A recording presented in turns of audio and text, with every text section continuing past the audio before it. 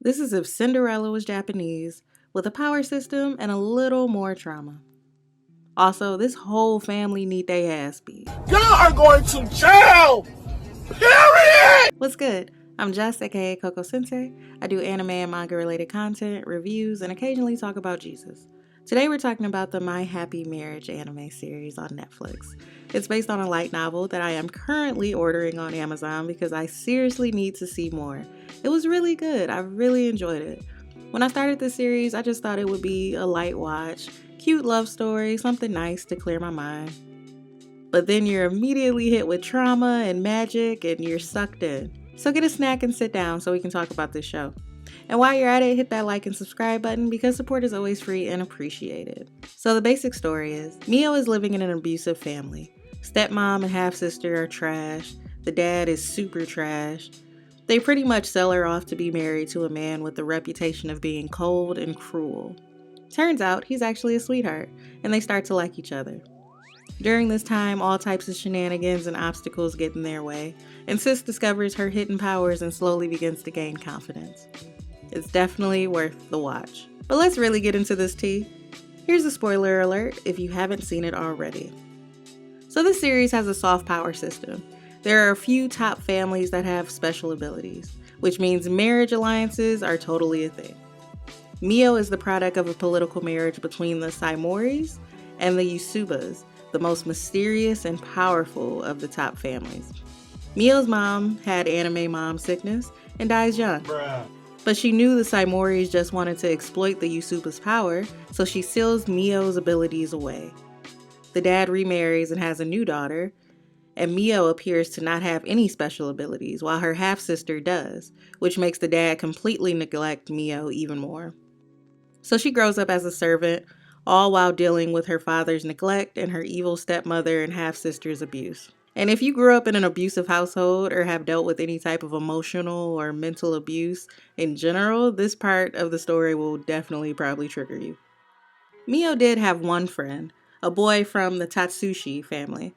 He's in love with her, but they set him up to be engaged to her sister, Kaya, who is the epitome of an evil, jealous, lame-ass. The way I immediately wanted to throw hands was unreal. I hate bullies and people who are just unnecessarily mean and hateful for absolutely no reason. Anyway, the family sells her to the Kudo family.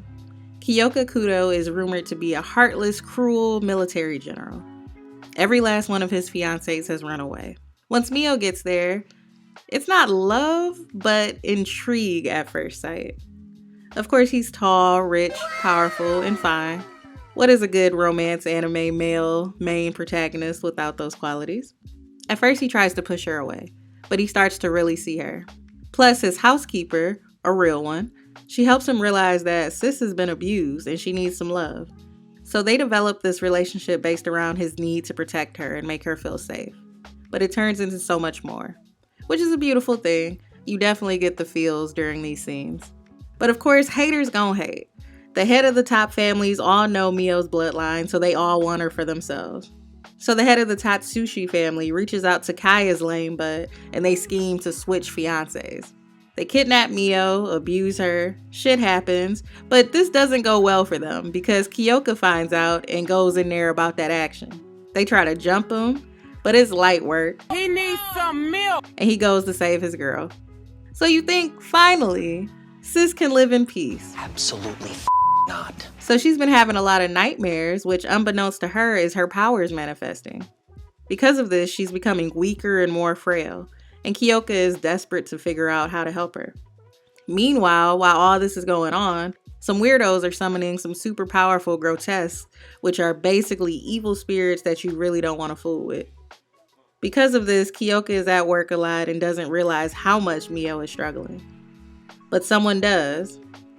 This nigga, who clearly has ulterior motives. He pops up being Captain Save-A-Ho. Turns out he's her cousin. A duel happens, shit gets real. The Emperor ain't shit, and Mio finally believes in herself and saves the day. Now the ending definitely felt rushed, but overall I like the pacing of the show. The animation is absolutely gorgeous. You really care about all of the characters. Definitely get some feels. And overall, it made me invested to see where the story is going to go. And Netflix has confirmed that a season 2 is coming. I haven't read the light novel yet, but when I do, I'll make a video about what we can expect moving forward in the series. Let me know what you thought about the show. Are you simping for Kyoka or this man? Because they casually slipped him in there and low key, he was fine. If you want more videos like this, remember to like and subscribe. And hit that notification bell so you know when I'm dropping that brand new hot shit. I'm Jess, aka Coco Sensei, and I can't wait to see you next time. Love you guys.